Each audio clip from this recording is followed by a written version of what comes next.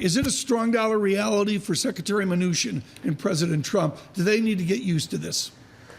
Well, we certainly have a pretty broad-based dollar strength here. It's versus the euro, it's versus emerging market currencies, really across everything. Right.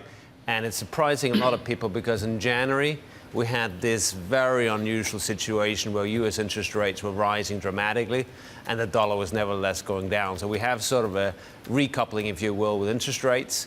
And I think the key thing here is that as opposed to January, we actually have some concerns about global growth. In January, all global interest rates were rising with the U.S. interest rates. Now they have a very, very big divergence. Right. And I think there's this doubt about what's going on globally that's really making the dollar rally quite Tell powerful. me about, and this is where, with your book on the euro crisis, you were so good, the inertial force of these trends. I mean, rho equals MV, great. We can all do physics. Baloney. It's behavioral. It's cultural. It's capital flows. It's real interest rate diversions. Do you believe in an inertial force that once a dollar's strength gets going, it feeds on itself and keeps going? I think at this point of the cycle, it's pretty dangerous to have like a 12-month view. There's a lot of people who are forced to write down a 12-month view. Yeah, it's called the sell side. Not that Nordvig ever lived this. Good morning, Nomura. Good morning, Goldman Sachs. Are you going after Francisco Garzarelli today? I mean, what are you doing here? I'm just saying writing down a 12-month view can be a pretty dangerous way of doing analysis. Yeah. I think at big turning points in the cycle, right. We had one in 2014 for the dollar. You could write down like a multi-year view. Yeah. But at this point in the cycle, I think you have to be more tactical, and I think we have a tactical bounce here, 2 to 3 months. Naira, tactical's like we got to get to Friday. Jump in here, Naira, please.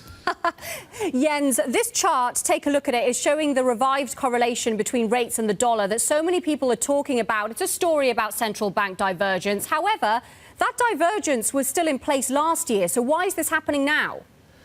Yeah, I think really January was the anomaly, right? We had an incredible breakdown in the correlation in January, and that had a lot of special factors associated with it. So I think if you think about it from a sort of strategy perspective, do you really want to flip-flop your framework all the time? You have to be very careful in terms of being flexible, but not totally changing your framework. And I think a lot of people got very wrong-footed by that breakdown in correlation in January, and now we are really back to what is more normal. So we shouldn't be overly surprised. It's just a matter of sort of discounting the special forces in January, really. Back to normal, got it. So then, are there any more reasons for dollar strength in the year ahead other than this rate differential? Well, so I would say the very first thing to monitor is actually what's going on trade, right? So we have the Chinese negotiation going on. I think that's going to be a multi-month process. We're not going to get anything very concrete there. But we do have the NAFTA process where we could get a form of resolution within weeks. And that's obviously going to impact the currencies in North America, but it could also give a little bit of a boost to the dollar on a global basis because it's going to take away some of that concern about protectionism that was dragging down the dollar earlier in the year.